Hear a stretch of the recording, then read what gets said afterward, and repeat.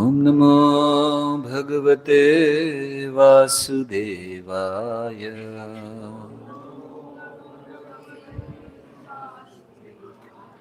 नारायणं नमस्कृत्य नरं चैव नरोत्तमं देवीं सरस्वतीं व्यासं ततो जयमुदीरये। नष्टप्रायेषु भद्रेषु नित्यं भागवत सेवया भगवत्युत्तमा श्लोके भक्तिर्भवती नैष्ठिकी। ॐ ज्ञानतिमिरान्धस्य ज्ञानाञ्जनशलाकया चक्षुरुन्मिलितं येन तस्मै श्रीगुरवे नमः। श्रीचैतन्यमनोभीष्टं स्थापितं येन भूतले स्वयं रूपः कदा मह्यं ददाति स्वपदान्तिकं। वन्देऽहं श्रीगुरौ श्रीयुतपदकमलं श्रीगुरून् वैष्णवांश्च श्रीरूपं साग्रजातं सहगणरघुनाथान्वितं तं सजीवं साद्वैतं सावधूतं परिजनसहितं कृष्णचैतन्यदेवं श्रीराधाकृष्णपादां सहगणललिता श्रीविशाखान्वितांश्च। हे कृष्ण करुणा सिंधु दीनबंधु जगतपते गोपेश गोपिका कांत राधा कांत नमस्तुते। तप्त कांचन गौरांगी राधे वृंदावनेश्वरी वृषभानुसुते देवी प्रणमामि हरिप्रिये। वाञ्छाकल्पतरुभ्यश्च कृपा सिन्धुभ्येव च पतितानां पावनेभ्यो वैष्णवेभ्यो नमो नमः। नमो विष्णुपादाय कृष्णपृष्ठाय भूतले श्रीमते भक्तिवेदान्तस्वामिनिति नामिने। नमस्ते सारस्वती देवे गौरवाणी प्रचारिणे निर्विशेषशून्यवादी पाश्चात्यदेशतारिणे। जय श्री कृष्ण चैतन्य प्रभु नित्यानंद श्री अद्वैत गदाधर श्रीवास आदि गौर भक्तवृंद। हरे कृष्णा कृष्णा कृष्णा हरे हरे, हरे राम राम राम हरे हरे। हरे कृष्णा। एक्चुअली ऐसा होता है कि कभी सूखा पड़े ना तो उसके बाद हल्की सी बारिश भी होती है तो बड़ी अच्छी लगती है। 2 दिन से इस माइक का सूखा पड़ा हुआ था, तो अभी हल्की सी बारिश हो गई तो ऐसा लग रहा है कि कहाँ इतना सिस्टम, कितना अच्छा सिस्टम है। ओके, सो हम लोग जड़ भरत के चरित्र से कुछ सीखने का प्रयास कर रहे हैं। पहले दिन हम लोगों ने 3 जीवन, भरत महाराज, हिरण्य और जड़ भरत के जीवन से क्या साधारण शिक्षाएं हमें मिलती हैं उसका वर्णन किया। कल हम लोग वर्णन कर रहे थे जड़ भरत के चरित्र का, कि कैसे जड़ भरत का जीवन था और उससे कुछ सीखने का प्रयास हम लोग कर रहे थे। आप में से कोई कुछ कहना चाहेंगे? 1-2 पॉइंट केवल। अच्छा, यस माता जी।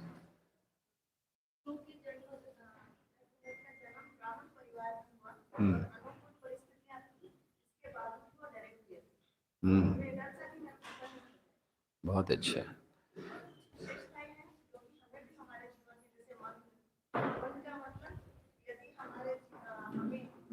ओके ओके, एक पॉइंट सबको अवसर मिलता है। प्रवचन देना हमारा काम है अभी थोड़ा सा। यस।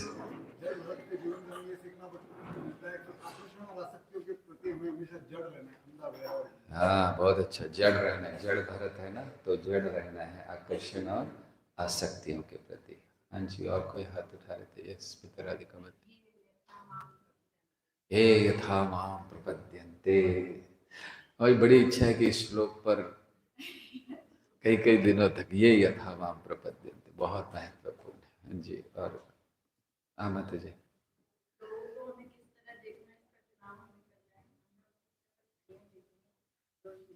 वेरी नाइस, बहुत अच्छा। कविता की मत।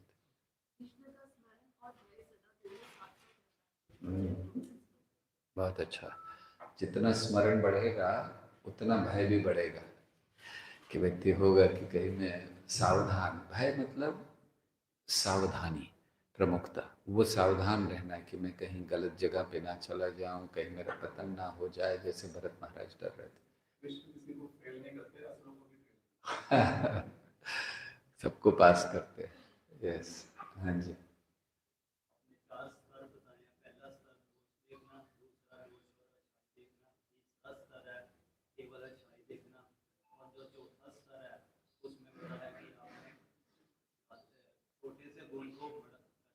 बहुत अच्छा, वेरी नाइस, थैंक यू प्रभु। और हमें क्या करना चाहिए वैष्णव को? कहाँ ये फिर से अपना पुराने स्तर पर आ गया है।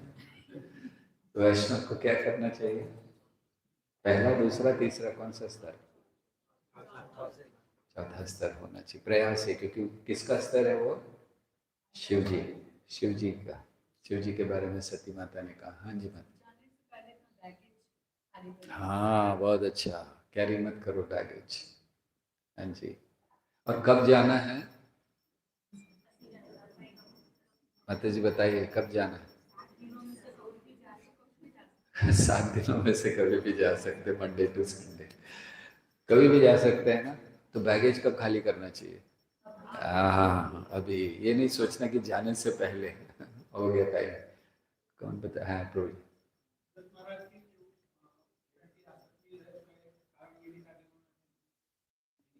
उनके पतन का कारण था गुरु से अनुमति न लिए बिना वन में चले गए कि तपस्या करेंगे, भगवान को प्राप्त करेंगे। बहुत अच्छा। हाँ जी मैम। भगवान श्री कृष्ण का स्मरण ये जन्म मृत्यु से छूटने का एकमात्र साधन। कौन कहते हैं ये?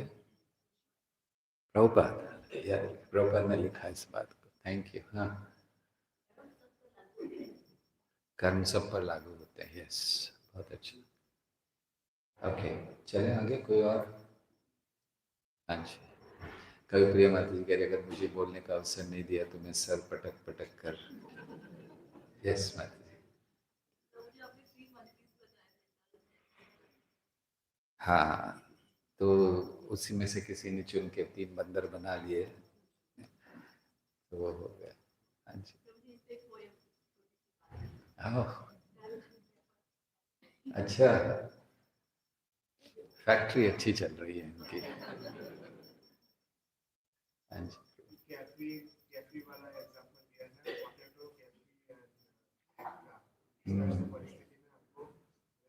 बहुत अच्छा। यस, बढ़िया है आप लोगों का एकदम। कितना स्मरण होता है, कलयुग के परे हो आप लोग सब।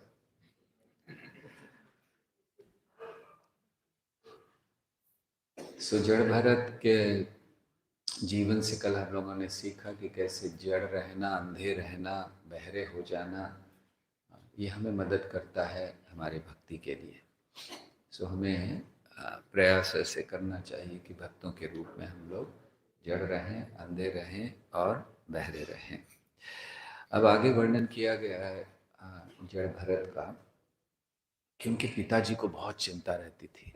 स्वाभाविक है, प्रेम करते थे, तो उनकी जो बाकी संतानें थीं वो तो ठीक ठाक थी, तो इसलिए उनको उनकी चिंता ज़्यादा नहीं थी। लेकिन ये जो था, बहुत प्रयास करते थे इसको सिखाने का, इसको आ, कुछ ज्ञान देने का, लेकिन वो लेते ही नहीं थे।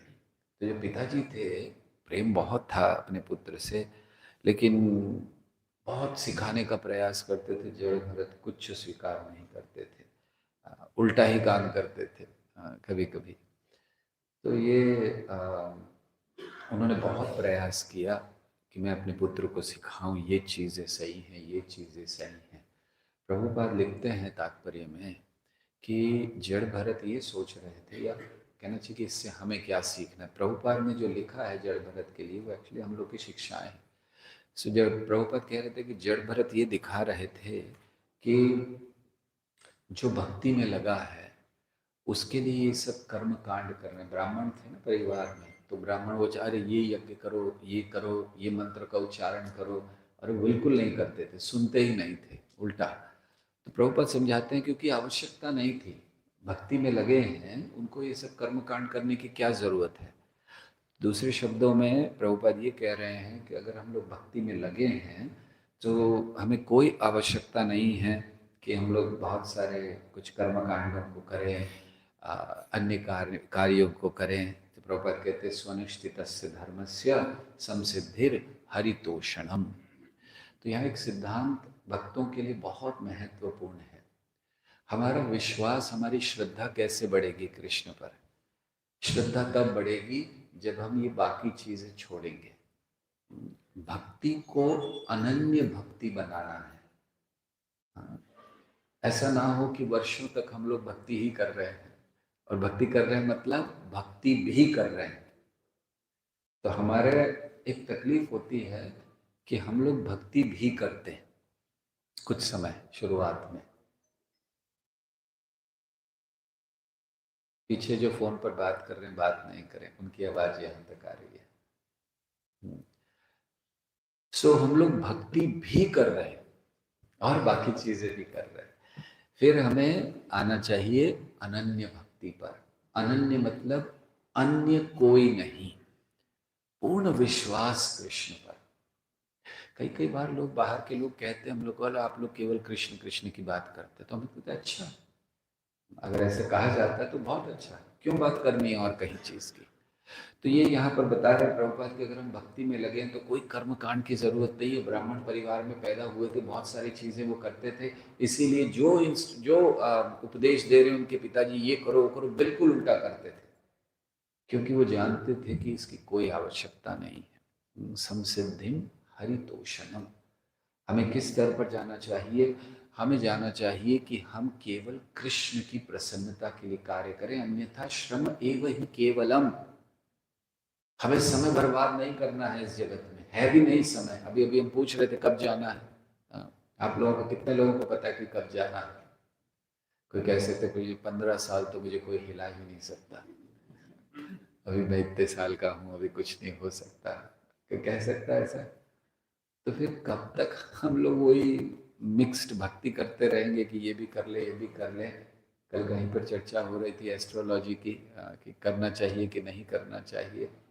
तो अनन्य भक्ति, ये यहाँ पर संदेश हमें मिल रहा है कि अब हमें अपनी जो हम साधारण भक्ति कर रहे हैं उससे अनन्य भक्ति की ओर बढ़ना है, मतलब कृष्ण की ओर बढ़ना है, पूर्ण विश्वास कृष्ण पर लाना है हमें।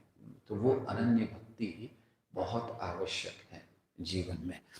तो कृष्ण भावनामृत में जो लगा है, ये विश्वास रखिए, उसको अन्य किसी कर्म कांड को करने की आवश्यकता नहीं है।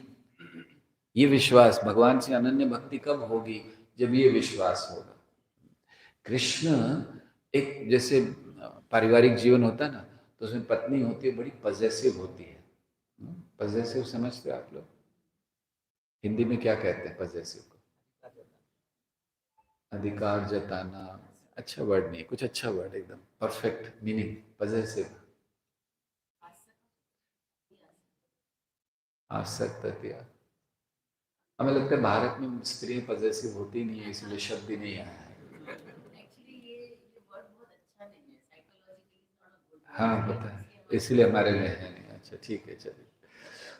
तो पजेसिव होना मतलब किसी चीज के प्रति बहुत ज्यादा किया। पजेशन मतलब मेरा, ये स्वामित्व का भाव। वेरी नाइस, थैंक यू माता जी। मेरा बस, और कोई नहीं। तो कृष्ण भी बहुत पजेसिव है, एक अच्छी पत्नी की तरह। अच्छी पत्नी या तो कृष्ण भी बहुत पजेसिव है। अनन्य माम एकम शरणं व्रज। कहीं उन्होंने ये नहीं कहा कि मेरी भी शरण में आ सकते हो, माम एकम। तो इस अनन्य भक्ति, ये भगवत गीता भागवत का सार है। अनन्य भक्ति, भक्ति अव्यभिचारिणी, कई ऐसे शब्द शास्त्रों में आए हैं। अनन्य भक्ति, अव्यभिचारिणी भक्ति, असती नहीं होना, हमें सती होना है, असत भाव नहीं।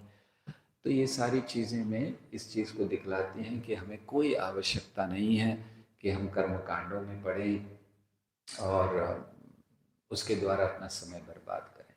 तो इसलिए भरत महाराज, जड़ भरत कुछ नहीं करते थे, उल्टा और विरोधी चीज़ें किया करते थे।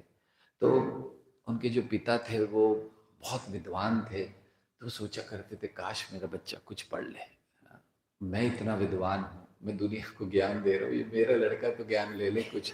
तो इसलिए उनको बड़ा दुख होता था कि ये ज्ञान नहीं ले रहा है, और आसक्ति भी थी अपने पुत्र से, सोचते थे कि कुछ इसका अच्छा हो जाए, और उसी आसक्ति में उसी जीवन के चलते भूल गए कि एक दिन मरने वाले हैं, मृत्यु आने वाली है। और फिर बहुत सुंदर बात सुखदेव गोस्वामी लिखते हैं कि आसक्ति में उनके पिता भूल गए कि मरने वाले हैं, लेकिन मृत्यु नहीं भूली कि मुझे इनको ले जाना है। तो सुंदर बात उन्होंने लिखा है। तो हम लोग भूल जाएंगे कि हम लोग मरने वाले, और भूलते हैं कि नहीं भूलते? सब भूलते हैं। ऐसा होता है आप रोज सुबह उठते हो और आपको लगता है कि शायद आज आखिरी दिन होगा मेरा, लगता ही नहीं। जिस दिन आखिरी दिन होगा ना, उस दिन भी नहीं लगेगा हमें तो कि आखिरी दिन है हमारा। सो हाँ, तो हम लोग भूल जाते हैं कि अगर किसी को याद रहे ना सही में कि हम लोग मरने वाले हैं, ये सारी चीजें अपने आप हट जाएंगी। क्यों द्वेष करेगा व्यक्ति, क्यों भागेगा किसी चीज के पीछे? उसको लगेगा कि अरे कृष्ण को पकड़ ले, कल जाना है, आज जाना है, लेकिन हमें याद ही नहीं है, हम याद ही नहीं, हमें तो कुछ नहीं होने वाला। वो बहुत सारे लोग जाएंगे, आहनी आहनी भूतानी गच्छन्ति हिमालयम शेषा, हम लोग स्थावरम, कुछ नहीं होने वाला हमारा। सो वो भी भूल गए, लेकिन मृत्यु ने भूला नहीं, तो उनकी मृत्यु हो गई। सो प्रभुपाद समझाते हैं बहुत आसक्त हैं, वो भूल जाते हैं कि मृत्यु उन्हें लेकर जाने वाला है, और इसीलिए जब मृत्यु आती है तो अपने मनुष्य जीवन का जो कार्य नहीं कर पाते वो, जो आसक्त लोग हैं। तो इसका अर्थ क्या है? प्रभुपाद हम सबको सिखला रहे हैं कि हमें पूरा जीवन जीवन की बाहरी समस्याओं को समाधान करने के लिए लगा नहीं देना चाहिए कि अभी मैं पैसा तो कमा लूं फिर कुछ कर लूंगा, अभी मैं ये कमा लूं, आज मेरी ये तकलीफ है, आज मेरी वो तकलीफ है। जीवन उसमें नहीं निकालना चाहिए।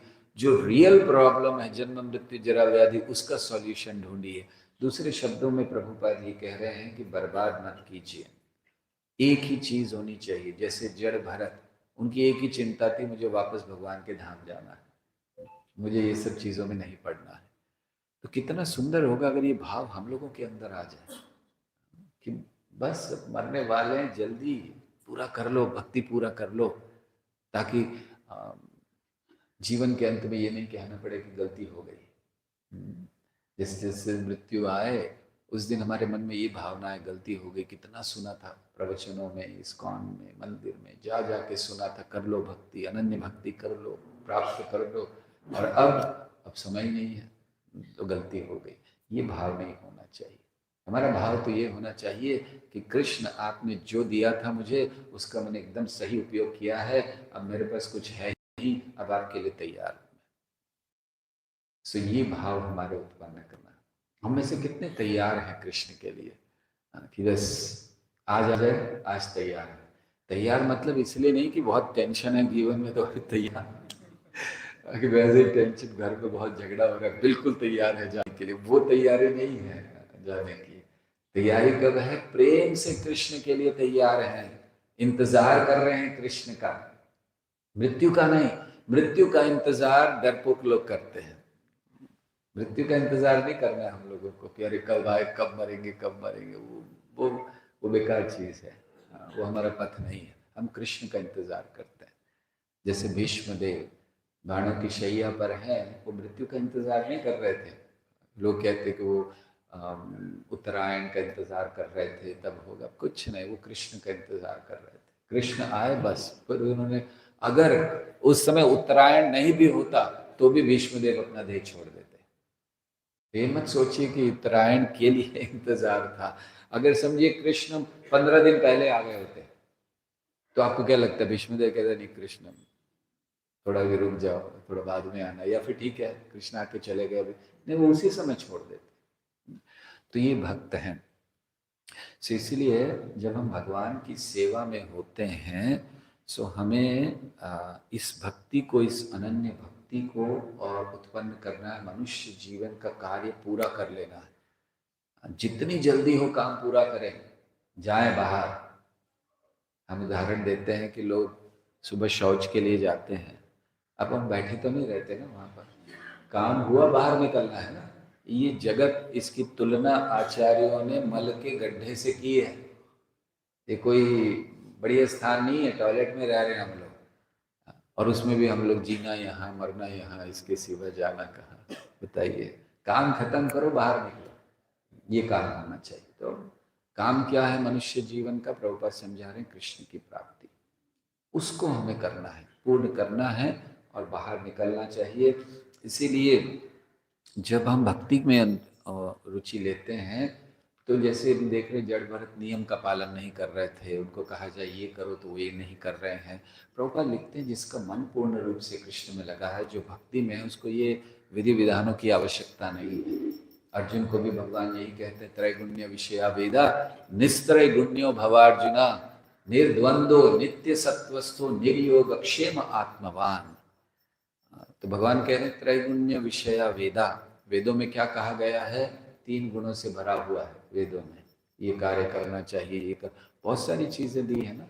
अब आप लोग एकादशी का महात्म्य पढ़ो, तो एकादशी के महात्म्य में बहुत अच्छी अच्छी चीजें दी गई हैं। षटतिला एकादशी पर अगर तिल दान नहीं किया, एक लेडी ने वैकुंठ चली गई, भूखी रह गई, उसको खाने नहीं मिला।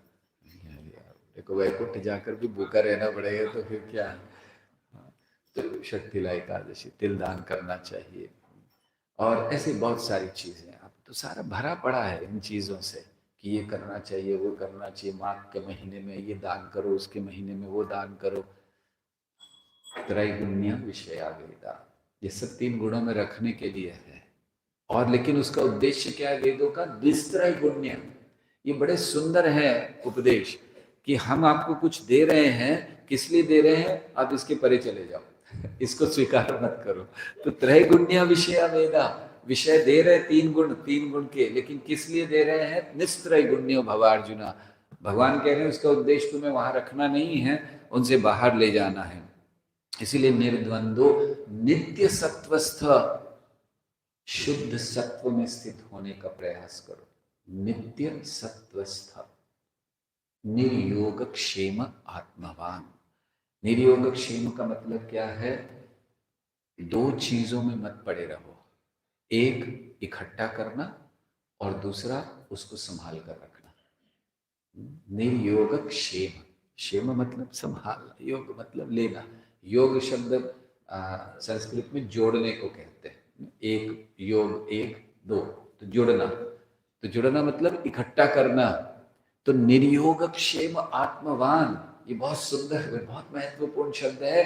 कृष्ण कह रहे हैं केवल इकट्ठा करना और उसको संभाल के रखने में जीवन मत निकालो।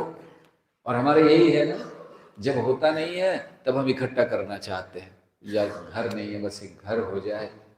आप जब बोलोगे पूरा दिन मंदिर में पड़ा रहूंगा, एक भक्त ने मेरे से कहा कि बस घर हो जाए, पूरा दिन मंदिर में पड़ा रहूंगा, तो मेरे फिर घर बनाने की जरूरत क्या है? मुझे पूरा दिन मंदिर में पड़े रहना है तो घर क्यों चाहिए? अभी पड़े रहो ना करो। तो निर्योग, भगवान कहते हैं निर्योग, ये सब योग करने की, इस जीवन में योग मत करो। योग मतलब एक योग होता है भक्ति योग, कर्म योग इत्यादि, उसका भी अर्थ जुड़ना ही होता है। जब हम कर्म से जुड़ते हैं उसको कर्म योग कहते हैं। जब हम ज्ञान के द्वारा भगवान से जुड़ते हैं ज्ञान योग कहलाता है।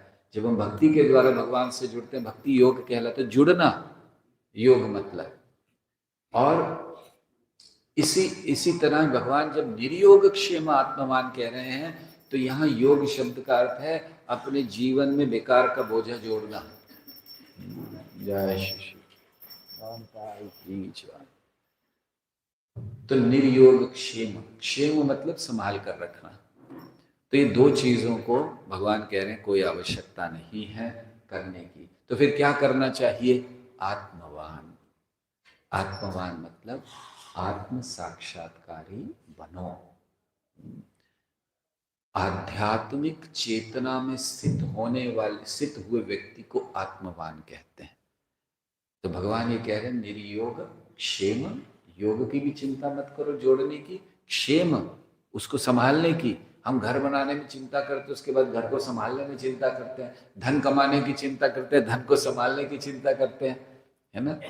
देखिए जिनके पास धन नहीं है वो बोलते हैं गुरु जी क्या पैसा होता तो आपको अच्छी डोनेशन दे देते हैं, और जिनके पास पैसा है वो सोचे प्रभु जी उधर लगाया मैंने, अब पता नहीं वो कितना बढ़ेगा कि नहीं, अब उधर लगाया हुआ वहां लगाया हुआ सारा प्रोटेक्शन।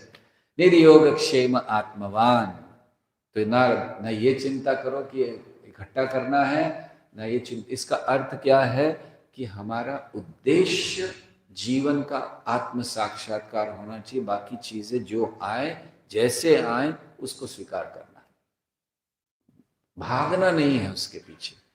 इसलिए वो भगवान को कह रहे हैं निर्योग क्षेम आत्मवान।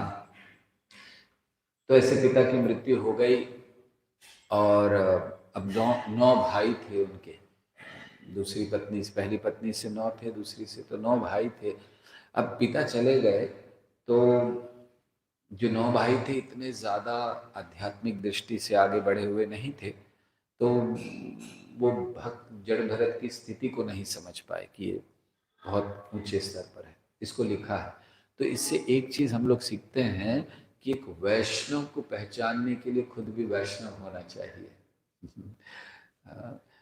एक वैष्णव ही केवल दूसरे वैष्णव की अनुपस्थिति का अभाव वो समझ सकता है। जैसे कोई कोई वैष्णव जाते हैं तो ठीक है, दुनिया वालों उनको कोई फर्क नहीं पड़ता, कई लोगों को नहीं पड़ता, लेकिन जो वैष्णव है वो वैष्णव की अनुपस्थिति का जो अभाव है उसको अनुभव करते हैं। तो यहाँ ये है कि वे लोग आध्यात्मिक दृष्टि से बड़े नहीं थे, इसलिए जड़ भरत को पहचान नहीं पाए। तो हमें एक वैष्णव को दूसरे वैष्णव या हमें अन्य भक्तों को पहचानने का, जज करने का प्रयास नहीं करना चाहिए, ये कौन से स्तर पर है। जैसे हम लोग कुछ लक्षण सुन लेते हैं भगवद गीता भागवत में, ये भक्त के लक्षण हैं, तो फिर हम देखने लगते हैं इनमें है कि नहीं है, इनमें है कि नहीं है, ये नहीं है, ये नहीं है। इन्होंने क्रोध कर दिया, वैष्णव नहीं है, क्योंकि भागवत में लिखा है कि वैष्णव क्रोध नहीं करते हैं। तो ये वैष्णवों को पहचानने का प्रयास मत कीजिए, और ऐसी चीजों से नहीं पहचाना जाता वैष्णव को। जैसे हम कई बार कहते हैं प्रभुपाद लंदन में थे तो वहां पर मच्छर आ गए 1-2, तो वहां के लोग 1-2 मच्छरों से भी परेशान हो जाते हैं। हम लोग तो पता चलता है कि 2-3 मच्छर आते हैं तो पता ही नहीं लगता। प्रभुपाद आराम से बैठे थे, तो ये लोग परेशान हो रहे हैं और प्रभुपाद आराम से बैठे हैं। तो उन्होंने कहा Prabhupada it seems that mosquitoes do not bite a pure Vaishnav. Prabhupada ऐसा लगता है कि शुद्ध भक्त को मच्छर नहीं काटते हैं। प्रभुपाद ने कहा they will make distinction here in London but not in Calcutta. तो वो यहाँ पर हो सकता है कि नहीं काटते हैं, वो कलकत्ता में किसी को नहीं छोड़ते हैं।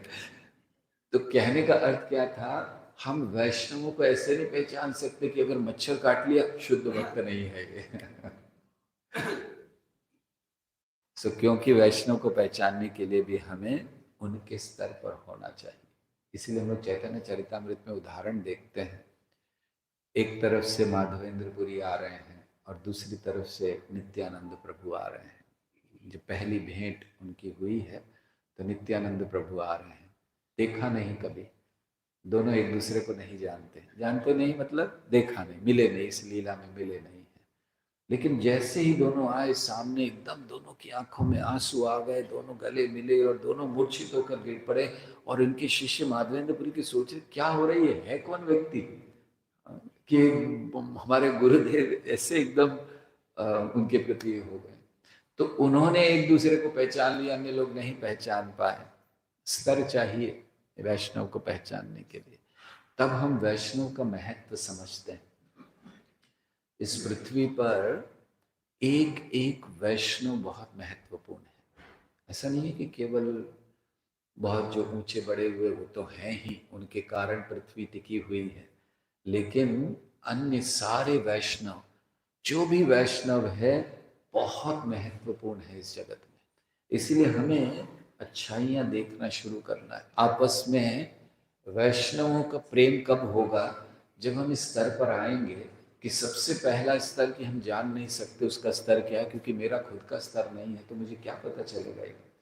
दूसरा, अगर वो वैष्णव भक्ति में लगा है, जप कर रहा है और उसके अंदर बहुत सारे दुर्गुण भी हैं, तो भी वो वैष्णव है। भक्ति, वैष्णवता वो गुण है जो बाकी सारे दुर्गुणों को समाप्त करती है या ढक देती है। जितनी जैसे भक्ति का जब उदय होता है तो बाकी सारे जैसे अंधकार है, धुंधलापन है, सूर्य का उदय होते ही सब खत्म हो जाता है।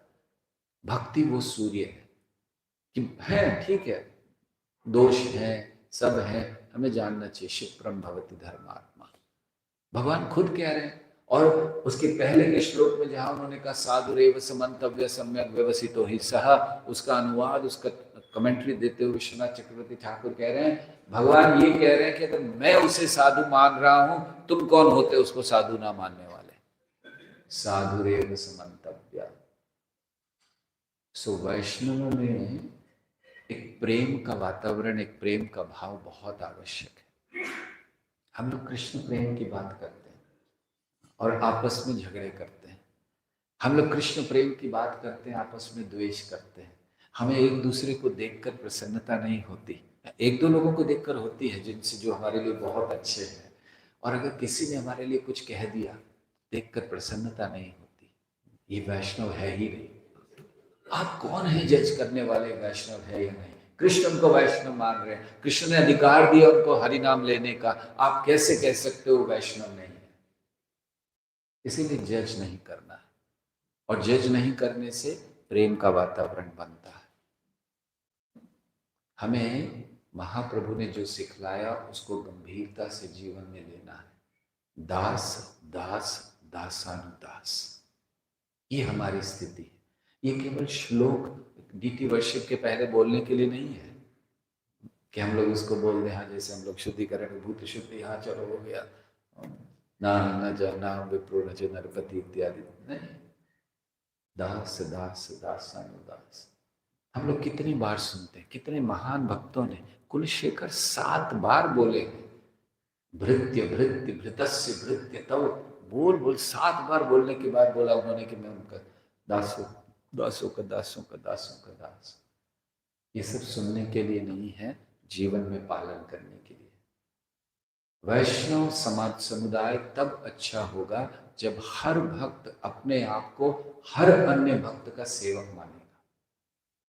ये नहीं मानेगा कि मैं यहाँ पर अरे मैनेजमेंट करने के लिए हूँ, मैं यहाँ पर प्रचार करने के लिए हूँ, मैं यहाँ पर इस नहीं। हर भक्त अन्य हर भक्त का सेवक है, चाहे वो जूनियर हो, सीनियर हो, आपके इक्वल हो। ये भाव चाहिए। वैष्णव समाज में प्रेम होना ही चाहिए। अगर वैष्णव के बीच में आपस में प्रेम नहीं है तो उसमें भक्ति की गलती नहीं है, उसमें हमारी गलती है। इसीलिए हमें उससे ऊपर आना है। वैष्णवता बहुत आवश्यक है। अगर एक भक्त भी दुनिया में कहीं पर अकेला जप कर रहा है, वो बहुत महत्वपूर्ण भगवान के लिए है, आचार्यों के लिए है। तो इसलिए प्रेम का वातावरण वैष्णवों में होना ही चाहिए। और ये तब होगा जब हम जज करना बंद करेंगे कि ये ऐसा है, वो वैसा है।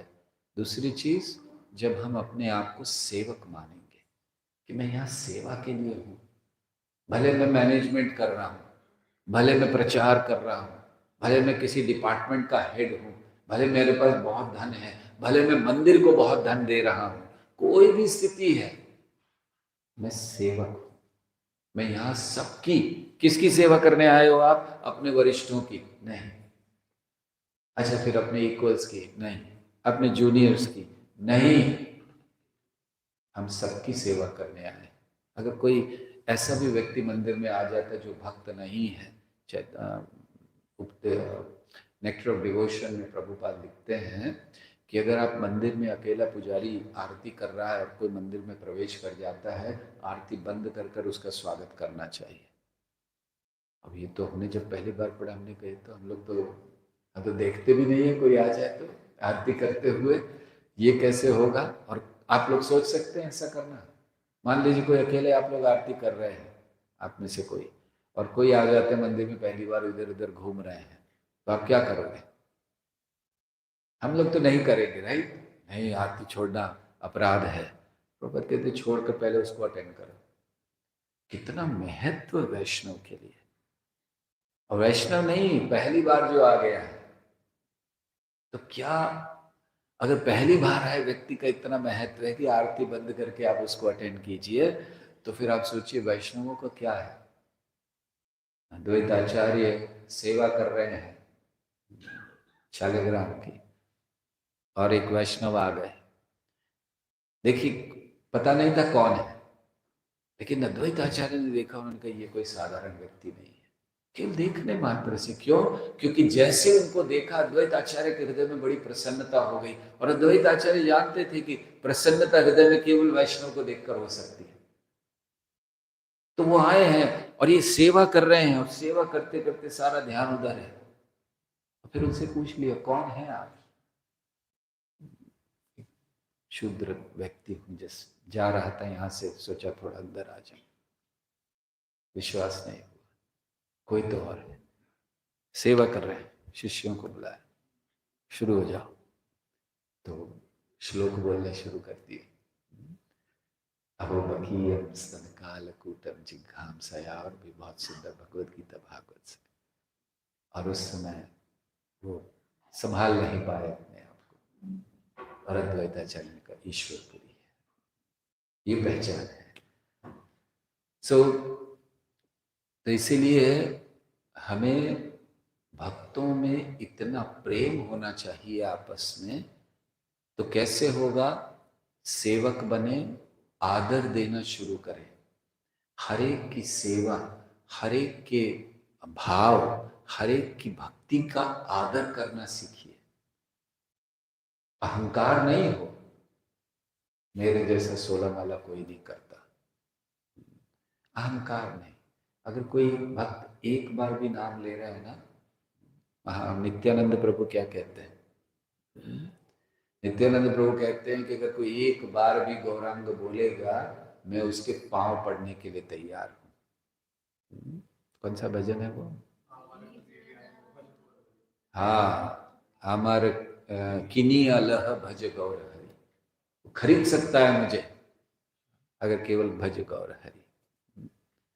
भज गौरांग कह गौरांग, लह गौरांगेर नाम रे, जे जन गौरांग भजे, शे है अमर प्राण रे।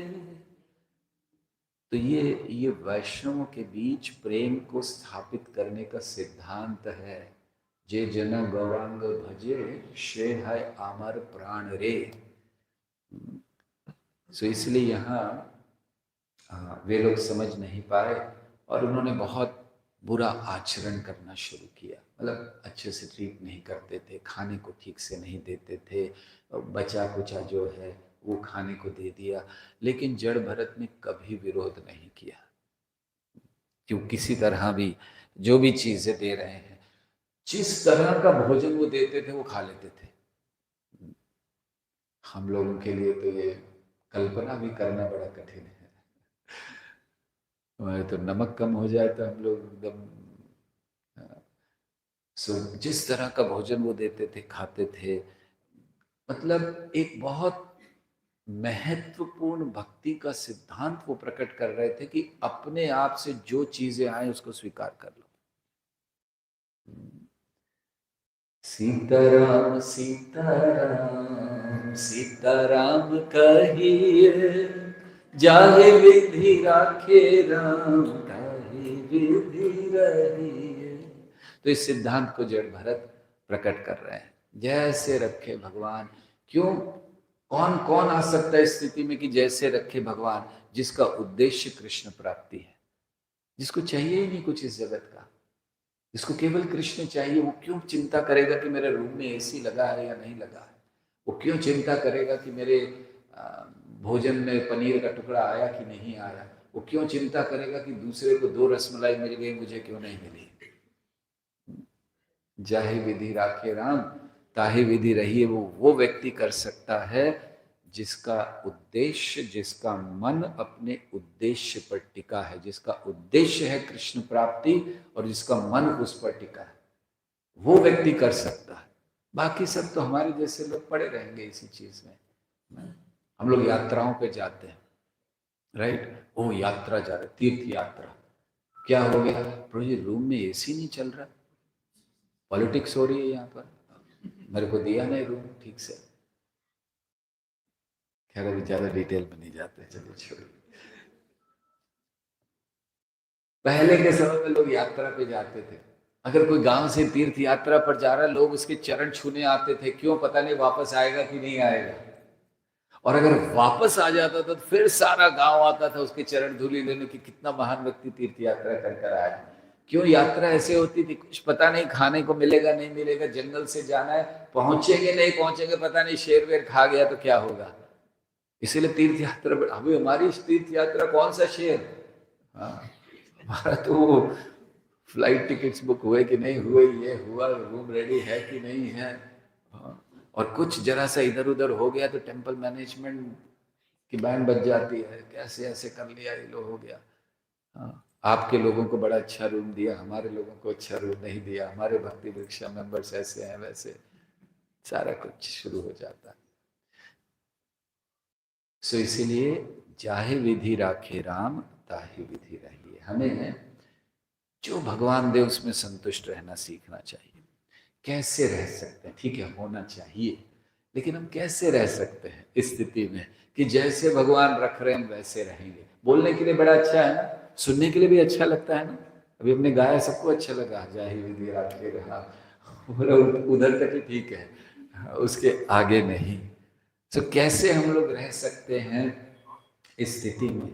सबसे पहला हमें सिद्धांत रखना चाहिए ध्यान मन में कि हमें वही मिलता है जो हमें आवश्यकता है, भगवान उससे ज्यादा देते ही नहीं है। तो आप प्रयास करके हाथ पैर मार कर लेना चाहो अलग बात है, लेकिन जाहि विधि राखे राम तब होगा जब भी जान ले कि जो हमें मिलता है, वो जो हमें आवश्यक है वो मिलता ही मिलता है। और आप अपना जीवन देखिए, मिला कि नहीं मिला, आप अपनी आवश्यकताएं बढ़ा ले वो अलग बात है। क्या आपने देखा कि अरे उस व्यक्ति के पास 10 करोड़ है, मेरे पास तो 9.5 करोड़ ही है, अभी तो बाकी है 50 लाख का, उससे कुछ नहीं होने वाला है। लेकिन हमें तो 9.5 करोड़ भी नहीं चाहिए था, हमने हाथ पैर मार कर उसको ले लिया। सो कृष्ण दो ही चीजें हमारे पास भेजते हैं जो हम अपने मतलब कृष्ण के जाहे जाहे विधि राखी राम की बात कर रहे हैं हम, कि जैसे रहना, उसमें दो ही चीज भेजते हैं। एक जितना हमारी भक्ति के लिए आवश्यक है, और दूसरा जो हमारे शुद्धिकरण के लिए आवश्यक है। हाँ, तो भक्ति के लिए आवश्यक है मतलब जो चीजें चाहिए, और शुद्धिकरण के लिए जो कष्ट होते हैं, दोनों भेजते हैं कृष्ण।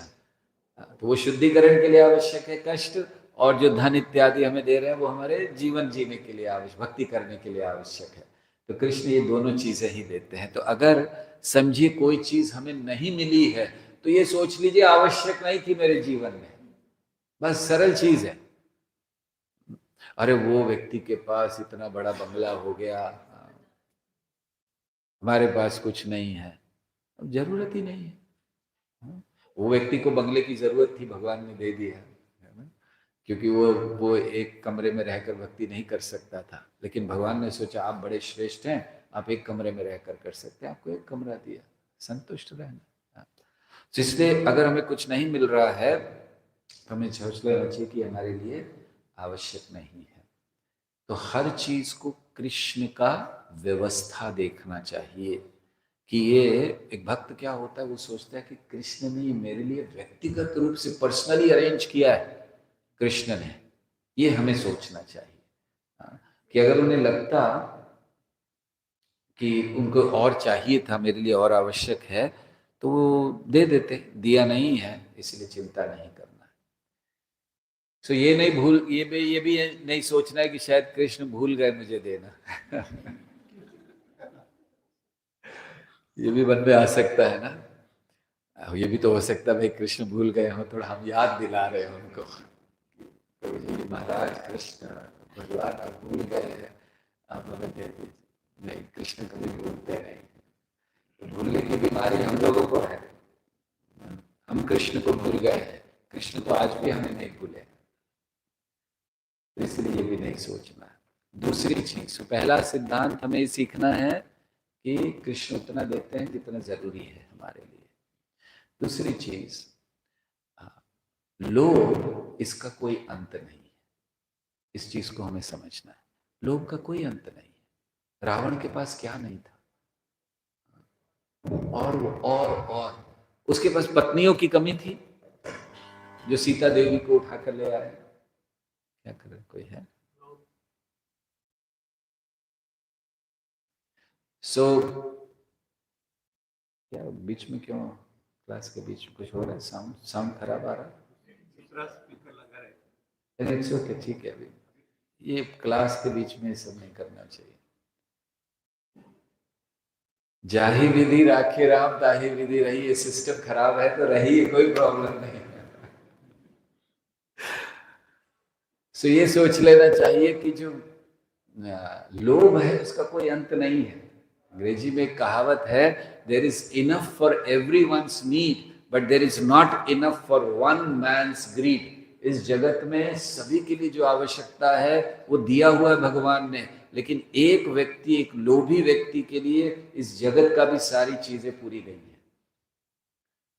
सो लोभ का कोई अंत नहीं है। और महत्वपूर्ण चीज, भौतिक इच्छाएं उनको पूरा करने से संतुष्ट नहीं होती हैं। Material desires don't stop by fulfilling. ऐसा नहीं कि भौतिक इच्छाएं समाप्त हो जाएंगी एक बार पूरा कर दें। ये बहुत महत्वपूर्ण चीज याद रखिए। ये फ्यूलिंग की तरह है, आप ईंधन की तरह। आप भौतिक इच्छाओं को पूरा कर रहे हो, आप ईंधन डाल रहे हो, और बढ़ेगी, फिर कर लो, फिर और बढ़ेगी। तो भौतिक इच्छाएं समाप्त नहीं होती हैं उसमें ईंधन डालने से, या उनको चलो एक बार संतुष्ट कर लो। हमारे एक कई साल पहले बाबा जी हुए, भगवान हुए हमें कहना चाहिए। तो वो कहते थे कि जितना इच्छा जो है कर लो, काम वासना है पूर्ति कर लो, फिर अपनी जो शक्ति है वो भगवान में लगाना। ययाति ने प्रयास कर लिया, कुछ नहीं हुआ। तो ऐसे उनका सिद्धांत था, संभोग से समाधि होने वाला ही नहीं है, उसी से बाहर नहीं निकलेगा, उसकी समाधि वहीं बन जाएगी। तो हाँ, तो इसलिए लोग जो है ये हमें नहीं सोचना चाहिए कि हम पूरा करके उसको रोक सकते हैं। एक ही मार्ग है उसको रोकने का, भौतिक इच्छाओं को रोकने का, उनको भूखा मारिए, स्टार्व देम। बस जितना देते जाओगे वो अनियोर होता जाएगा। हाँ, ये दिल मांगे मोर। लेकिन हमारे लिए क्या सिद्धांत है? भूखा मारिए उनको, स्टार्व देम। सो जब आप इस सिद्धांत को स्वीकार करते हो कि जो भी जीवन में आ रहा है वो मेरे लिए अच्छा है, जाहि विधि राखे राम, तो आप वो जो चक्र है उसको बंद कर रहे हो। क्या चक्र है? इच्छा हुई उसको पूरा किया, और इच्छा हुई उसको पूरा किया, और इच्छा हुई उसको पूरा। कहीं तो रोकना है ना चक्र। तो ये चक्र रोकने का मार्ग है, जाहि विधि राखे राम, ताहि विधि रहिए। इसको रहना चाहिए। तीसरी महत्वपूर्ण चीज हमें करनी चाहिए, तुलना करना बंद कर दीजिए। क्योंकि जितना हम तुलना करते हैं उतना असंतुष्टि हमारे हृदय में होती है। सो आसपास देखना बंद कीजिए। हमें जैसे हम लोग देखते हैं ना, तो साधारणतः हमारा क्या होता है, इधर देखा, अरे इसके पास इतना पैसा, अरे इसने मर्सिडीज खरीद ली है, ठीक है। तो एक तो द्वेष भी हो रहा है अननेसेसरी। अब उसने मर्सिडीज खरीद के आपका कोई नुकसान नहीं किया, आपका पैसा नहीं डुबाया है, लेकिन आपको द्वेष हो गया। क्यों? मर्सिडीज कैसे ले ली उसने। तो इसलिए इधर उधर देखना बंद कीजिए। भक्त को या तो ऊपर देखना चाहिए कृष्ण की ओर, या अंदर देखना चाहिए अपने दोषों की ओर। तो कृष्ण की ओर देखना है कि कैसे मैं वहां तक पहुंचूं, दोषों की ओर देखना है कैसे इनको निकाल दूं। ये दो काम करने चाहिए भक्त को। आसपास देखना बंद कर दीजिए, तुलना करना बंद कर दीजिए कि कैसे होगा, इनके पास ये है मेरे पास वो है। नहीं, बिल्कुल नहीं। ये जान लीजिए कि हमारा जो कोटा है वो हमें मिल रहा है ना। कौन से श्लोक में कहां पर ये आया कोटे की बात? एक्सपर्ट लोग हैं एकदम, हम बेकार में प्रवचन दे रहे हैं आप लोगों को। हम नहीं पढ़ाया, हाँ ईशोपनिषद हम नहीं पढ़ाए थे। तो ईशावास्यम इदम सर्वम यत् किंचान जगत्यान जगत तेन त्यक्तेन भुंजिता, त्यक्तेन छोड़ रखा आपके लिए, तेन उन्होंने, हाँ तो क्या छोड़ रखा, जो हमारा कोटा। तो इसलिए जो हमारा कोटा है वो कृष्ण देंगे ही, इसलिए जाहि विधि राखे राम ताहि विधि रहिए। और एक महत्वपूर्ण सिद्धांत इसके लिए, थोड़ी देर और बोल सकते हैं गौरांग प्रिय प्रभु, अनुमति है? 10 बजे तक बोल सकते हैं। कितने लोग बैठे रहेंगे 10 बजे तक अगर हम बोलेंगे? हाथ उठा रहे, देख लीजिए। पता है क्यों हाथ उठाया? इनको मालूम है हम 10 बजे तक बोलने वाले नहीं हैं, उनको पता है हम समय का पालन करते हैं, तो इसे सबने उठा दिया। बोलने वाले तो है नहीं, उठा दो। या दूसरा 9:30 इधर तक हाथ उठा, उतना नहीं आया। चलो लोगों मतलब ऐसे था, ऐसे ऐसे ऐसे 9:45। सो अभी तक हम लोगों ने क्या चर्चा की, कैसे रह सकते हैं जाहि विधि राखे राम। सबसे पहले क्या सिद्धांत है? भगवान हमें उतना देते ही हैं जो हमारे लिए आवश्यकता।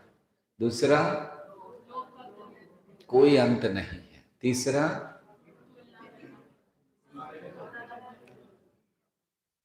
इधर उधर देखना बंद करना है। कहाँ देखना है? जो चीज पानी है उसको, और जो चीज पाने में बाधा है उसको, बस। हाँ, 2 चीजों को।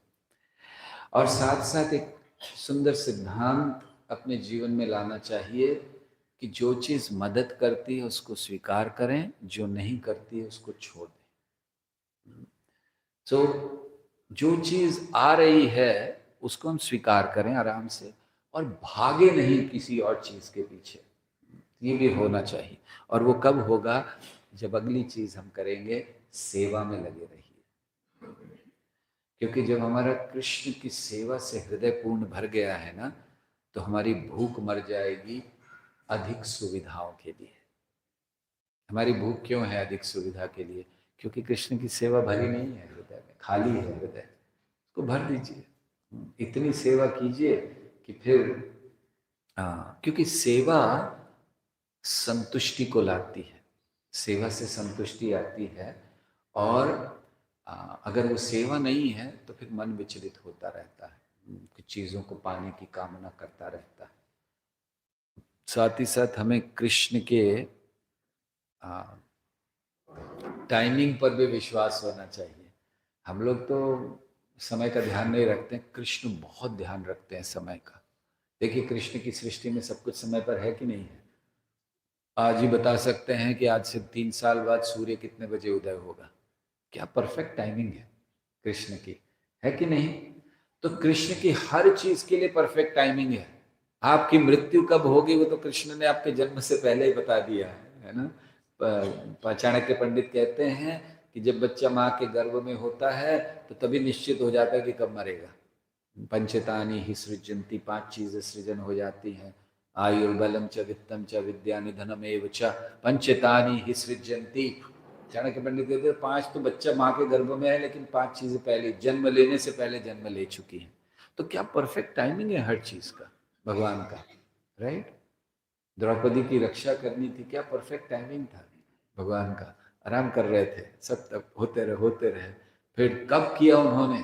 अच्छा, एक प्रश्न आता है कि द्रौपदी की रक्षा तब क्यों नहीं की जब दुशासन गया था उनको लाने के लिए?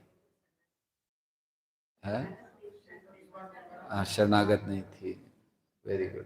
अगर वहां कर देते ना तो आज हम लोग चर्चा ही नहीं करते उसकी। तो भगवान भी परफेक्ट टाइमिंग पे सब करते हैं कि वेट कर रहे थे, आने दो आने दो आने दो। हाँ, अब सारा जगत की नजर उसके ऊपर है। भगवत गीता कब बोली उन्होंने? सारे जगत की नजर, पूरी दुनिया देख रही है क्या होने वाला है, क्या होने वाला है। अब बोलूंगा भगवत गीता। पहले ही बोल देते ना, अर्जुन के साथ नहीं रहते थे क्या? पहले बोल देते, अर्जुन को पहले ही समझा देते। नहीं, वो वहीं पर उसी समय। सो हर चीज का परफेक्ट टाइमिंग है, तो हमें भी देने के लिए परफेक्ट टाइमिंग है ना उनका। फिर क्यों सोचना कि हमें क्यों नहीं मिल रहा है, क्यों नहीं मिल रहा है। जो चीज है उसमें संतुष्ट रहना चाहिए हमें। जाहि विधि राखे राम, ताहि विधि रहिए। सो ये जान लीजिए कि अगर कुछ आपके लिए बना है, समय के अनुसार आ जाएगा, आराम से आएगा, शांति से आएगा, बिना भक्ति को भक्ति के साथ समझौता किए आएगा। उस चीज को हमें लेना है। अब भक्तों के रूप में हमारा ये होना, क्योंकि कल किसी ने प्रश्न किया कि अच्छा आप कह रहे हैं कि जो आना है जितने में संतुष्ट हो जाए, कितने में संतुष्ट हो ये कौन डिसाइड करेगा? है ना? आप संतुष्ट हो सकते हो 10 करोड़ रुपए में, हमें 100 करोड़ चाहिए, तो संतुष्ट कौन डिसाइड करेगा? तो जब तक 100 करोड़ नहीं मिलेगा मेहनत करते रहो। तो ये चीजें हैं, भक्ति से समझौता किए बिना जो हमें मिल जाए उसको स्वीकार करना हमारे लिए वो महत्वपूर्ण है। कई जन्मों में हमने बाकी चीजों को महत्व दे दिया, अब नहीं, अब ये गलती नहीं करनी है। यही गलती तो पिछले जन्म में की थी ना, तभी तो अभी तक यहाँ पर है। अगर गलती नहीं की होती तो कहाँ होते इस समय? गोलोक वृंदावन में, राइट? वहां तो दरवाजे खुले हुए हैं, वेट कर रहे हैं, और हम लोग हैं कि अभी नहीं, अगले जन्म में जाएंगे, अगले जन्म में जाएंगे, गलतियों पे गलती कर रहे हैं। से इसलिए जाहि विधि राखे राम। और एक महत्वपूर्ण चीज सदैव याद रखिए, इस जगत में जो कुछ है वो क्षणिक है, कुछ रहने वाला नहीं है ना। आज तक रहा है, कोई व्यक्ति रहा है, कोई धन रहा है, कोई संपत्ति रही है, कोई चीज, कोई ऐश्वर्य रहा है, ये इस जगत का स्वभाव है। जगत ही नहीं रहता और हम लोग परमानेंट बनना चाहते हैं इस जगत में। तो जब क्षणिक चीजों के पीछे भागना ही क्यों? चाणक्य पंडित कहते हैं मूर्ख व्यक्ति है जिसने अशाश्वत चीजों को पकड़ कर रखा है और शाश्वत चीजों को छोड़ दिया। आपके पास दोनों चीज थी, शाश्वत अशाश्वत। अरे ये शाश्वत अच्छा नहीं लग रहा, अशाश्वत पकड़ के रखा। वो क्या है? अशाश्वत, रहने वाला ही नहीं है ना। रेत को आपने पकड़ लिया, रेत के कण, अब मेरे पास बहुत धन है, पूरा हाथ रेत से भरा हुआ है, 5 मिनट बाद क्या होगा? खाली हो जाएगा, रेत तो सारी निकल जाएगी। तो अशाश्वत चीजों को पकड़ा है, शाश्वत को छोड़ दिया, कृष्ण को छोड़ दिया, बाकी चीजों को पकड़ के रखा हुआ है। वैराग्य, सच्चा वैराग्य है हमारा, कृष्ण के प्रति वैराग्य। जैसे हमने एक बार में याद एक व्यक्ति को कहा था कि आप हमसे ज्यादा बड़े वैरागी हैं। जैसे उन्होंने हमें देखकर, क्या आपका वैराग्य है, आपने परिवार नहीं, मतलब अब तो जो लोग विवाहित है ना उनको समझ में आता है ये बात, कि जिसने विवाह नहीं किया वो किस तरह बच गया, वो जो भी चीजें हैं। तो जो हमें हमें वो व्यक्ति कहते हैं कि अरे आपने बहुत बड़ा काम किया, आपने परिवार नहीं, मतलब शादी नहीं की। हमें तो ये लगता है कि भाई आपने शादी की।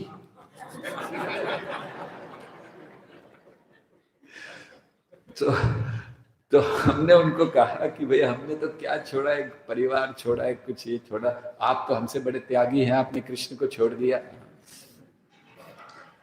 सो इस जगत में सब कुछ क्षणिक है, खत्म होने वाला है, समाप्त होने वाला है। तो फिर क्यों, अगर हम इन चीजों पर, अगर हमारी प्रसन्नता, हमारा आश्रय, हमारी संतुष्टि इन चीजों पर है तो कभी नहीं आने वाली, क्योंकि वो चीजें ही नहीं रहने वाली। हमारी सच्ची संतुष्टि, हमारा तो आनंद आएगा जब हम ऐसी चीजों पर आश्रित होंगे जो कभी हिलने वाली नहीं है, रह जाने वाली नहीं है। कृष्ण है, भक्ति है, भगवान के भक्त हैं।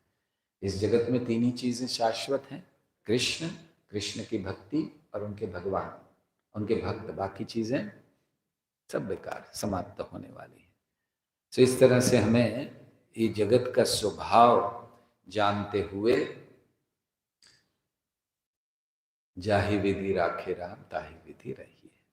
और अंततः कृतज्ञता, जब तक कृतज्ञता नहीं है, ये कृतज्ञता कहना चाहिए ग्रेटिट्यूड इज शॉर्टकट।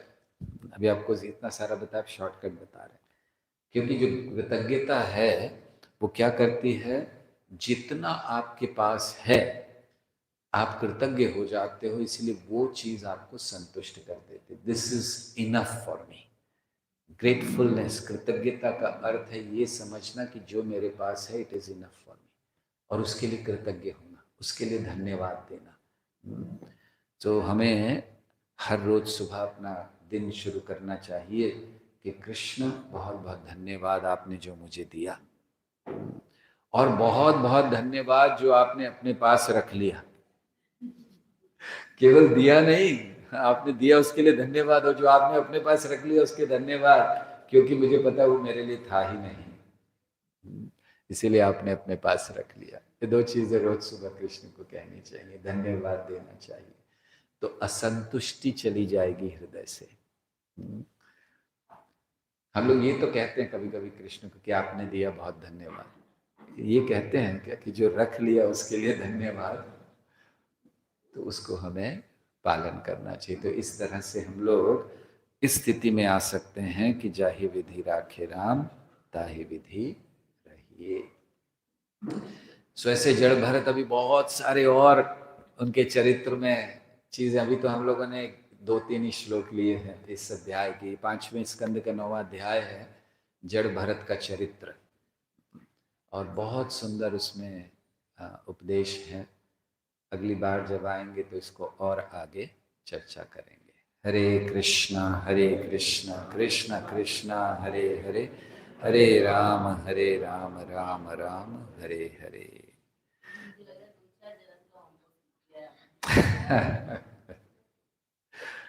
हम अपने लिए बोल रहे हैं कि कम से कम कुछ तो हमारे अंदर भी जाए। हरे कृष्णा। सो आप सबका धन्यवाद। ऑनलाइन भी बहुत सारे भक्त अभी तक बने हुए हैं, बहुत बहुत धन्यवाद। कोई कुछ कहना चाहते हैं? आप कुछ कहना चाहते हैं? हरे कृष्णा। ऐसा लग रहा है कि ये कथा चलती रहे और प्रभु जी का बहुत बहुत धन्यवाद। बहुत सुंदर टॉपिक, बहुत सुंदर, मतलब आनंद आया, बहुत आनंद आया। और अब इसको जीवन में उतारे हैं। प्रभु से प्रार्थना करते हैं कि हमें आशीर्वाद दें कि थोड़ा बहुत इसको उतारे हम। ये आशीर्वाद भी यही देंगे तो उतरेगा, ये तो हम सुनते तो बहुत ज़्यादा सुनते हैं हम लोग। आखिरी सेशन इस प्रोग्राम का नहीं, इस टूर का आज रात को एक सेशन होने वाला है सभी कांग्रेगेशन भक्ति वृक्ष के लिए। सभी से अनुरोध है कि हम लोग 8 बजे डिनर प्रसाद रखेंगे पहले, और 8:45 पे प्रवचन रहेगा। अभी सबके बाद मैसेज आ जाएगा, और जो लोग नहीं आए हैं या जो लोग मार्केट से आने वाले लेट आते हैं उनको भी कहिए कि वो भी अटेंड करें। इस टूर का आखिरी सेशन आज रात को होने वाला है। कल सुबह प्रभु चले जाएंगे। हरे कृष्णा। प्रभु जी का स्वागत करेंगे हरे कृष्ण महामंत्र बोल के जोर से, और आगे आने के लिए प्रार्थना करेंगे जल्दी आएंगे प्रभु जी, क्योंकि जड़ भरत की शिक्षाएं अभी पूरी नहीं हुई हैं, अभी हमें पूरी सुननी है। हरे कृष्णा कृष्णा कृष्णा हरे हरे,